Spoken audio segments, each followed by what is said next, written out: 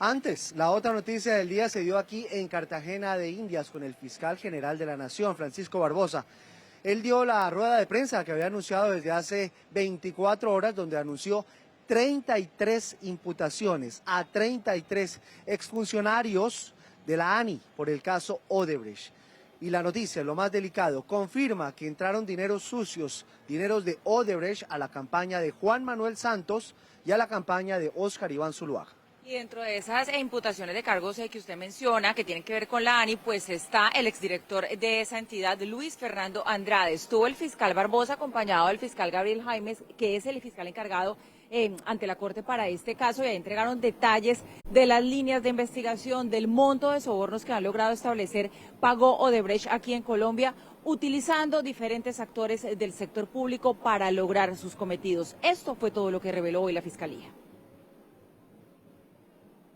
Específicamente los datos en aportes de campañas demostrados mediante inteligencia financiera por parte de la Fiscalía General de la Nación son en aportes a campañas, a la campaña presidencial, las campañas presidenciales del doctor Juan Manuel Santos en 3.540 millones de pesos y aportes a la campaña presidencial del doctor Óscar Iván Zuluaga de 3.045 millones de pesos.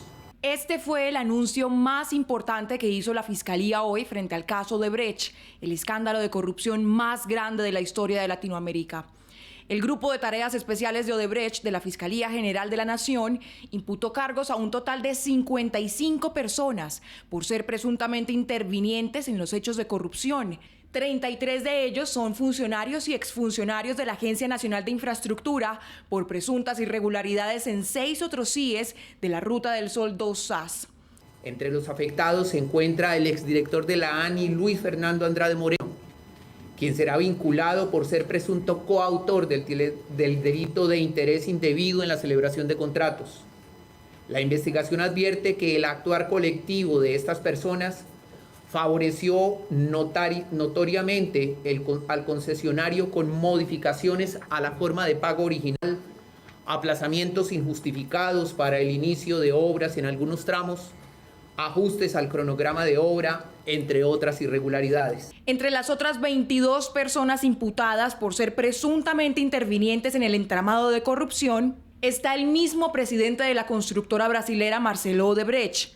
Los directivos de la empresa, lobistas, contratistas y particulares habrían creado una empresa criminal para entregar más de 80.000 millones de pesos en sobornos y aportes a la campaña presidencial del año 2010. La Fiscalía imputará al presidente del conglomerado Odebrecht entre 2008 y 2015, Marcelo Odebrecht, para obtener la adjudicación de ese tramo, del tramo Ocaña-Gamarra.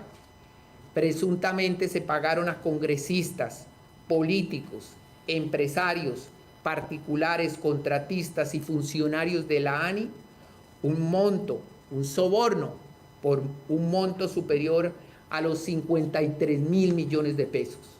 El entramado delincuencial tenía 3 fases: conseguir los megacontratos, modificar el objeto del contrato y cancelar dádivas.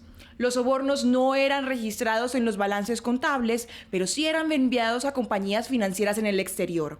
Para distanciar al beneficiario de los sobornos, las transferencias se escalonaban hasta 4 niveles. Para ello contaban con empresas contratistas, quienes a través de órdenes de pago o de servicios entregaban las dádivas pactadas. El soborno era cancelado en dinero en efectivo, transferencias electrónicas o mediante la compra de activos. Las conclusiones de la Fiscalía señalan pago de sobornos en la Ruta del Sol 2 por más de 79.000 millones de pesos, beneficios tributarios por más de 145.000 millones de pesos y beneficios contractuales por conceptos de otros CIEs en más de 190.000 millones de pesos. En cuanto a entrega de dinero en campañas electorales, los aportes superan los 6.500 millones de pesos. Estos dineros ilícitos sumados a otros pagos corruptos permiten afirmar que los daños causados por Odebrecht a Colombia suman más de 514.000 millones de pesos, de los cuales, por principio de oportunidad, se han logrado recuperar más de 19.000 millones de pesos, lo que concluye que Odebrecht le debe al Estado más de 494.000 millones de pesos, producto de actividades ilegales. Ahí está la recopilación de hechos y de la manera como Odebrecht creó esta división especial de operaciones especiales que terminó generando actos de soborno a lo largo y ancho de América Latina. En concreto, lo que ha hecho la Fiscalía, por supuesto, es concentrarse en el modus operandi, en el señalamiento de personas y de montos en el caso de Colombia. La gran pregunta que se están haciendo los observadores de este caso es si aquí hay información nueva, es decir, si estas revelaciones que hace la Fiscalía y estas imputaciones adicionales de más de 30 personas que hace la Fiscalía corresponden a los hallazgos recientes del caso de Odebrecht. ¿Cuáles hallazgos recientes? Dirán ustedes, pues los que se han conocido prácticamente en los últimos 8 días a partir del acuerdo que se dio entre Corficolombiana y el Grupo Aval por una parte con autoridades de Estados Unidos. Un acuerdo que representó pagar una plata, pagar unas multas, esperar 3 años a que haya un comportamiento acordado de parte de Corficolombiana y el Grupo Aval y que reveló por lo menos 3 cosas. La primera de ellas, el que hay un funcionario del gobierno de Juan Manuel Santos, lo hemos reseñado ya en días anteriores, denominado funcionario 3 en ese acuerdo, que habría recibido 3.400 millones de dólares. ¿Quién es ese funcionario? ¿Se jalarán las pitas hasta allá? ¿Sí o no? Segundo, que los montos revelados de platas que se habrían entregado a modo de sobornos, a modo de coimas revelados en ese acuerdo, exceden los que se conocían en Colombia en cuanto a los sobornos recibidos por parte de autoridades, funcionarios, etcétera, etcétera. Ese excedente, ¿a dónde fue? ¿A quién corresponde? ¿Quiénes son los responsables de haberlo recibido? Muchos temas en esta entrevista que ha hecho Giovanni al fiscal y son muchos temas que merecen desmenuzarse todos, pero nos vamos a concentrar en 2 en concreto. Uno de ellos se refiere a estas imputaciones que ha hecho hoy la Fiscalía, más de 30 imputaciones nuevas o imputaciones a más de 30 personas dentro de las investigaciones y el caso de Odebrecht. El otro, ya me voy a referir a él, a las amenazas del ELN. Pero concentrémonos en Odebrecht en primera instancia. Decíamos hace un momento que la gran expectativa de la gente se concentraba acerca de si la Fiscalía iba a avanzar algo en los 3 grandes hilos que se abrieron con el acuerdo que hizo Corficolombiana y el Grupo Aval con las autoridades de Estados Unidos. Las 3 grandes líneas que se abren con ese acuerdo, novedosas frente a lo que ya conocíamos, son, por una parte, que existía un funcionario en el gobierno de Juan Manuel Santos que habría recibido 3,4 millones de dólares y que no estaban en el radar de nadie. ¿Quién era ese funcionario? ¿Qué hizo? ¿Por qué se dio ese presunto soborno? Bueno, primer punto. El segundo punto, las platas no cuadran. Lo que está dentro de ese acuerdo, descrito dentro de ese acuerdo como montos de sobornos, excede por mucho las cifras que se han estado barajando en Colombia acerca de sobornos. Ese diferencial, ¿dónde está? ¿A quién corresponde? ¿Por dónde se fue? Eso también debería conocerse. Y tercero, por supuesto, el acuerdo se dio en función de una aceptación tácita o expresa de responsabilidad de parte de Corficolombiana y el Grupo Aval acerca de haber sobornado a distintos funcionarios. ¿Algo se avanzaría en ese sentido? Pues no, lo que ha estructurado la Fiscalía dentro de todas estas imputaciones es bastante sólido, termina hilando unas cosas con otras. Hay buena parte de esta historia que ya se conocía en el país. Por supuesto, las imputaciones son nuevas, pero no se avanza en ninguna de esas 3 líneas que se han abierto en los últimos días. Si la expectativa del presidente Petro era que se avanzara en alguna de esas 3 líneas, no se ha avanzado en alguna de esas 3 líneas. Pero más allá del presidente Petro, si la expectativa de la opinión pública es encontrar respuestas a esos 3 interrogantes que se han abierto en los últimos días, pues parecería que estas nuevas avances de la Fiscalía no van a dar respuestas al respecto, por lo menos por ahora. Y de otra parte, el fiscal y su posición acerca de las posiciones que ha tomado el gobierno igualmente sobre las presuntas amenazas del ELN. Nosotros hemos dicho en este noticiero, no es embeleco de la Fiscalía esas amenazas tienen por lo menos 3 fuentes distintas. Una de ellas, la inteligencia militar no depende de la rama judicial, no es que la rama judicial se esté inventando cosas, la inteligencia militar depende del Poder Ejecutivo. Número 2, los datos de la UIAF, esta unidad del Ministerio de Hacienda que evalúa los activos que son de dudosa procedencia y que pueden tener que ver con dineros irregulares y que encontró que había unos recursos que aparentemente se habían movido para financiar esa presunta operación de asesinar al fiscal o asesinar a María Fernanda Cabal o incluso al general Zapateiro. Pues bien, la UIAF depende del Ministerio de Hacienda, el Ministerio de Hacienda es Poder Ejecutivo y allí se encontraron indicios igualmente. En tercer lugar, inteligencia de Estados Unidos, que no tiene que ver con la rama judicial y que también habría identificado cosas al respecto. Por supuesto, está también el CTI y la Policía Judicial, y ahí uno podría decir, bueno, son unas instancias que dependen de la Fiscalía, pero cuando ya hay 4 fuentes distintas, de distintas ramas del Poder Ejecutivo, que llegan a una misma conclusión, el que haya un cierto desdén, un cierto desprecio de parte del gobierno acerca de esos indicios, pues es verdaderamente preocupante. ¿Por qué me refiero a ese desdén?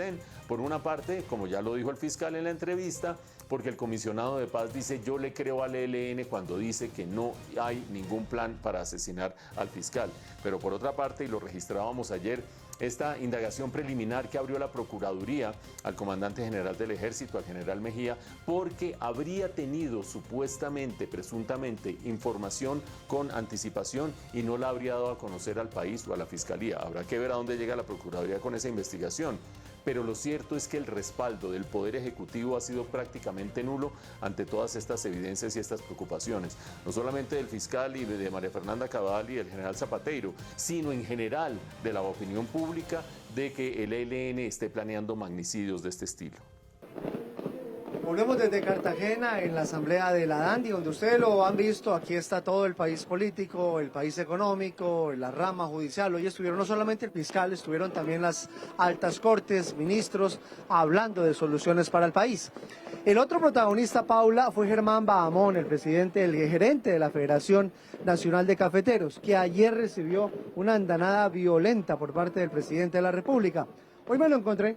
Señor, sí supe que se lo encontró. Estaba por ahí desayunando despachado. Usted me dejó solo en el desayuno. No, señor, yo estaba en trabajo de campo. Claro, cómo no. Entonces yo estaba despachado desayunando y apareció Germán Bahamón. Entonces lo acompañé un ratico y aproveché y lo entrevisté. Bueno, era uno de los personajes cuyas voces hoy el país quería escuchar después justamente de lo que dijo el presidente acerca de la federación ayer desde Pitalito Huila. Le está contestando el doctor Bahamón de verdad en un tono muy propositivo al presidente, diciéndole, venga, hablemos, ¿no? Sí, él lo que quiere es hablar, dice que está esperando conciliar con el gobierno, que lo escuchen, que él también es un transformador, pero sobre todo dice, yo esperaba que el presidente, en lugar de atacarnos, que hubiera hablado de la inseguridad en el Huila. Esta fue la entrevista. Bueno, doctor Bahamón, usted se volvió aquí el protagonista de esta asamblea, todo por cuenta de lo que dijo el presidente ayer. Bueno, ¿qué le responde usted al jefe de Estado? Nada, el protagonismo es de los cafeteros, porque los cafeteros son los que han construido el desarrollo económico y el tejido social en la ladera andina por 96 años. Una federación que ha invertido siempre en el desarrollo del primer producto agrícola del país y el primer producto de exportación no minero. Así que seguiremos trabajando. Ellos me encomendaron el honor de dirigirlo, de ser el vocero por unanimidad. Y trabajaremos de la mano con ellos y con el gobierno nacional, como siempre lo hemos hecho por 96 años, en beneficio de la construcción de la prosperidad y la rentabilidad de la caficultura colombiana. ¿Usted cree que esto es un tema personal, doctor Bahamón, entre el presidente y usted? Mire, yo no soy político y nunca he caído, digamos que en esas apreciaciones. Yo tengo una misión, es una misión empresarial, es la empresa más importante. Tengo 548.000 familias socias de la Federación Nacional de Cafeteros, una entidad privada sin ánimo de lucro, y voy a seguir trabajando. Yo vengo del mundo privado, del mundo corporativo, no me voy a poner a desgastarme en temas ideológicos. Si me quieren o no me quieren, yo lo único que quiero es trabajar por 548.000 familias y por 2.5 millones de empleos. Ahí es donde tengo que concentrar mis esfuerzos y no me dejaré tentar por ningún medio de comunicación ni por ningún actor político en beneficio de traer la polarización a la federación. Usted cuando llegó habló de reformas. ¿Cuáles son las reformas que usted quiere hacer ahí en la federación? Las transformaciones son de fondo. Sí. Lo que queremos es hacer una entidad mucho más austera, mucho más cercana a las regiones, mucho más eficiente. Hay definitivamente cosas. Yo soy caficultor. Y soy caficultor de tercera generación y siempre he visto la federación con enormes oportunidades de hacer reingenierías. Hoy tenemos que ponernos a tono también con el mercado internacional. Vengo del mundo corporativo, sé lo que es el comercio internacional y cuando me hablan de la oficina de Nueva York, yo quiero tener por lo menos no una, ni dos, ni tres, por lo menos unas 20 oficinas. Es un producto que es netamente exportable, que no se presta definitivamente para lo que en algún momento pudo haberse prestado y es para cargos burocráticos, para personas amigas al gobierno. De eso no se trata de eficiencia, de hacer también eficiente la logística en Colombia, pero lo más importante es darle transformación al producto. Yo soy ingeniero de producción agroindustrial y sé que el camino de la prosperidad y la rentabilidad está ahí, en la transformación, en el camino de agregar valor al producto agrícola o primario y ojalá poder potenciar las tiendas Juan Valdés, la venta. Embarcarlas, ¿no? En China, imagínese. Yo estoy con un objetivo y lo sabe la federación desde el día 1, objetivo del desembarco del café de Colombia en China. No hay ninguna empresa en el mundo que no tenga los ojos puestos en China. Entonces las oportunidades están ahí y yo lo que quiero es esperanza para los caficultores, no desgastarme en componentes internas de si me gusta o no me gusta. Y le quiero hacer la última pregunta. El discurso de ayer, usted es huilense, ¿qué extrañó de lo que dijo el presidente ayer que no dijo? Le tiro una pista, la seguridad. Hemos registrado lo que ha pasado en las últimas 48 horas en temas de seguridad en el Huila. ¿No extrañó eso en el discurso del presidente? Notable, y creo que todos los que asistieron al estadio en Pitalito, Huila, que es el municipio número 1 productor de café en Colombia, en mi departamento del Huila, fue que no se habló de seguridad. Cuando en Cauca, que es nuestro vecino, está ocurriendo lo que está ocurriendo y yo sé, digamos que en piel propia, que ya está llegando la extorsión en Gigante, en Garzón, en Pitalito, en Bruselas, en La Plata. Y estamos viviendo una época muy complicada, un retroceso importante en lo que antes nos había sido el flagelo y que pensábamos que ya estábamos viendo la luz al final del túnel. No hubo una mención de seguridad. Lo que queremos es construir, como lo hablamos ayer con la ministra Jennifer Mojica, cómo vamos a hacer para soliviar la carga del cafetero hoy que está viendo una descolgada de los precios y cómo acompañamos al gobierno en esos objetivos loables de transformar la agricultura en Colombia, cómo hacemos que haya subsidios en fertilización. Los cafeteros lo están esperando, la renovación del parque cafetero es demasiado importante. Hace 4 años no recibimos un apoyo del gobierno. Debemos buscar que el parque cafetero se renueve al menos en un 10%, pero el ideal es un 20%, y ahí hay recursos. El ICR, el Banco Agrario. Queremos trabajar, pero queremos que ellos entiendan que nosotros somos los que articulamos esos esfuerzos y no hay ninguna entidad gremial democrática como la nuestra para trabajar en el desarrollo de esas apuestas. Pues doctor Vamos, muchas gracias por atendernos y bueno, le deseo mucha suerte en su gestión. Muchas gracias. Muy amable. Gracias, doctor Vamos. Bueno, ahí están las declaraciones del doctor Germán Bahamón, el gerente de la Federación Nacional de Cafeteros, a raíz o a partir de estas diferencias que se han ido profundizando con el presidente de la República, con el gobierno de Gustavo Petro. Diferencias que son clave para el sector, porque el sector evidentemente depende en muchas instancias, ya el doctor Bahamón ha hecho una lista de los temas pendientes de las autoridades y de la política pública, pero sobre todo porque el sector maneja un fondo parafiscal. ¿Qué es ese rollo de un fondo parafiscal? Los cafeteros cuando exportan hacen una contribución que va a un fondo y ese fondo lo termina manejando la federación para distintos programas. Tiene programas de asesoría técnica, tiene programas de comercialización, tiene programas de almacenamiento, programas sociales, carreteras, etcétera, etcétera. La zona cafetera es un testimonio de lo que hace la Federación Nacional de Cafeteros. Pero no solo lo que hace o no hace, sino la manera como se ha manejado tradicionalmente este sector. Un sector democrático, 500.000 familias, 500.000 de familias que votan en sus comités, escogen a sus representantes, esos van a la federación, esos escogen al gerente de la federación. Es una votación democrática de los mismos cafeteros para manejar los destinos del café y para manejar las inversiones que se hacen, etcétera, etcétera. Por supuesto, en coordinación con el gobierno nacional. ¿Por qué hago todo ese gran recuento? Porque lo que ha dicho el presidente Petro es: o transforman la Federación Nacional de Cafeteros o retiro el manejo que tiene la Federación de ese Fondo Nacional del Café. Ese es un contrato suscrito con el gobierno que va hasta el año 2026. Lo que se pregunta mucha gente es si los cafeteros, en esa eventualidad, estarían dispuestos a seguir haciendo contribuciones para un fondo que terminara manejando el gobierno y no los mismos cafeteros. En este momento ese fondo es de los cafeteros para los cafeteros, dirigido y manejado por unas autoridades elegidas democráticamente por los cafeteros. En esa eventualidad distinta, que es la que pretende el presidente Gustavo Petro, ¿cómo se daría una contribución de los cafeteros para un fondo que manejara el gobierno? ¿Con qué criterio? ¿Con qué eficiencia? ¿Se iría a qué tipo de políticas? ¿Financiaría trenes Buenaventura-Barranquilla, por ejemplo, o cosas parecidas? Creo que ese es un panorama que los cafeteros no quieren ver. Creo que lo que quieren ver, lo ha dicho el doctor Bahamón, es cooperación. Sí, que puede haber cosas que ajustar, cosas que discutir con el gobierno. Siempre ha habido ese nivel de deliberación con el gobierno de parte de los cafeteros y siempre se ha llegado, por fortuna, a buenos acuerdos y a buenas políticas. No veo yo por qué a estas alturas del partido, cuando el gremio cafetero ha tenido esa relación con el gobierno, con sus altas, sus bajas, sus tensiones, pero siempre coherente y siempre consistente por el gremio, a estas alturas se deba romper ese lazo y ese vínculo. Habrá quienes dicen: pues a estas alturas puede suceder eso porque el gerente de la federación no le gusta al presidente Petro. ¿Y por qué terminó allí? Entre otras cosas, porque el exministro de Hacienda, José Antonio Campo, estuvo dando su anuencia a este proceso de elección. Lo que pasa es que ya parece que tampoco le gusta a su propio primer ministro de Hacienda, al presidente Gustavo Petro, y sus propias decisiones. Ojalá esto se resuelva bien,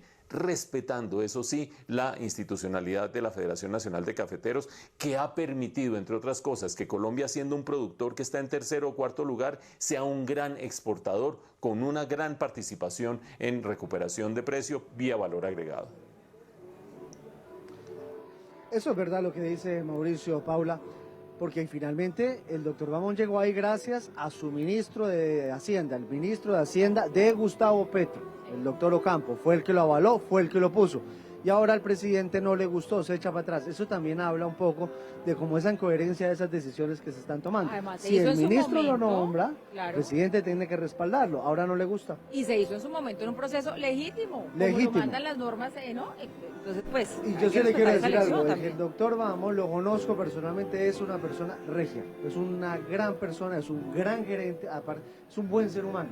Y él lo que quiere es dialogar y trabajar, no hay derecho que lo traten de esa manera. Esperemos esa invitación al diálogo se reciba bien desde el otro lado. Bueno, ¿qué dijo el ministro de Hacienda? Habló de lo que usted le pega duro, la gasolina. A mí, a usted, a todos, se sinceró y él dijo: la gasolina va a subir por 3 meses más. ¿Ah, sigue subiendo más? Claro, va a seguir O subiendo sea, más. vamos a terminar un galón de ¿cuánto? Pero dice el ministro, estamos hablando como de 14.000, 16.000 No, pesos, qué pero dice el maravilla. ministro que ya este año quedaría saldada entonces esa brecha de deuda de la gasolina. Y ojo a esto, que después de que ya eso quede saldado, se va a empezar a revisar el diésel.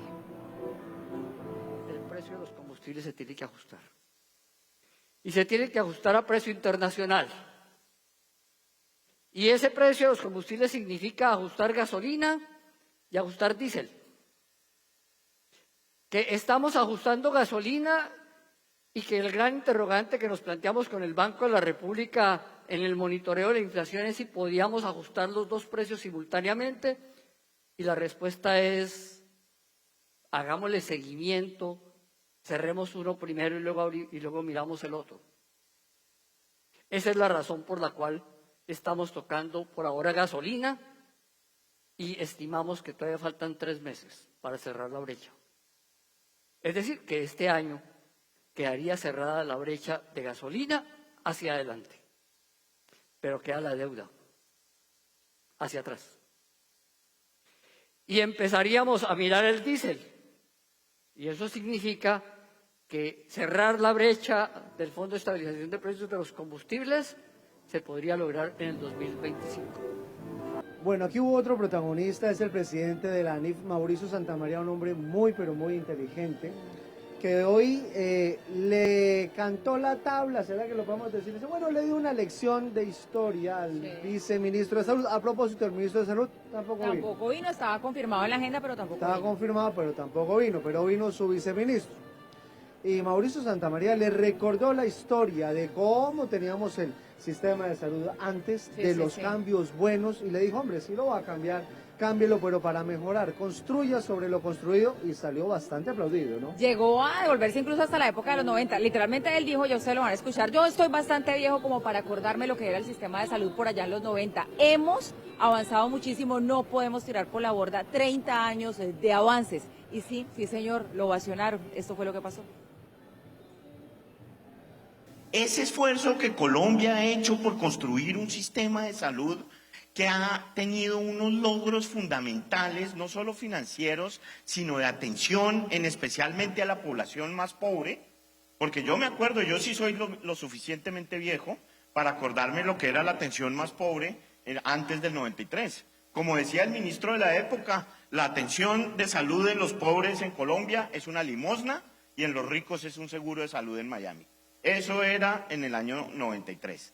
Y los logros que ha tenido ese sistema son demasiado grandes. Entonces reformemos, hagamos que haya una reforma, pero sobre lo que tenemos. No podemos destruir el sistema como está hoy y...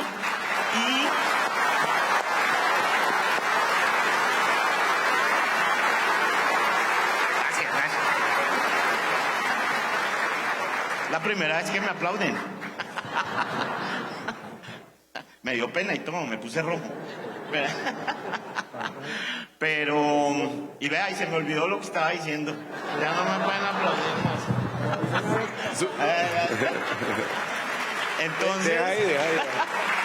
Entonces, gracias. Entonces lo único que yo sí pido es retomemos un diálogo y construyamos sobre el sistema que está ahora. Lo que nos han mostrado, lo que nos han dicho es echarnos para atrás 30 años y eso no vale la pena, viceministro. Muy bien, cambiamos de tema, pero seguimos muy pendientes de estos movimientos telúricos que se vienen presentando acá en el país. Tras la polémica, el ministro del Interior, Luis Fernando Velasco, moduló su tono con los gobernadores del país. El funcionario aclaró que no usó la expresión hipócritas contra ellos y les dijo que la violencia no tiene que dividirlos. El ministro del Interior salió a calmar los ánimos con los gobernadores. Aclaró que no los llamó hipócritas. La violencia tiene que unirnos a todos, no dividirnos. Ese es el mensaje que le envío a los señores gobernadores. Cuando uno tiene responsabilidades públicas, tiene que tener la cabeza fría. La expresión que algunos gobernadores sintieron como afectados por esa expresión no era contra ellos, fue una expresión genérica frente a un hecho político.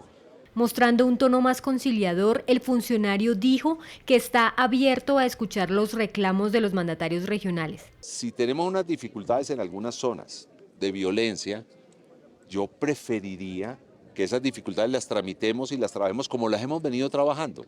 Nos dijeron, hay problemas por amenazas en el ejercicio del sufragio y el ejercicio de la democracia, de las votaciones en Antioquia, en norte de Santander. Nos fuimos allá a hacer comisión de seguimiento electoral. Pese a que los gobernadores habían pedido un cambio de ministro, el presidente Gustavo Petro les pidió no inmiscuirse en sus decisiones. Yo no me meto en la definición del gabinete del Meta. El gobernador del Meta no tiene por qué meterse en mi definición del gabinete nacional.